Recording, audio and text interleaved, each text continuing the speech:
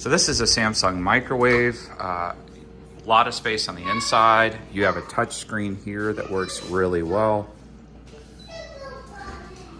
Get in a little bit closer for you to see all the presets. Enter start and it gets going. Oh, best feature of all, touch resistant. It's not going to show oil on your fingers. The handle works really well. It's overall a very nice device.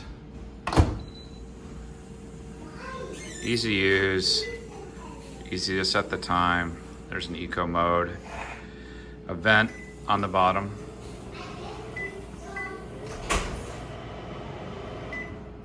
So yeah, nice microwave.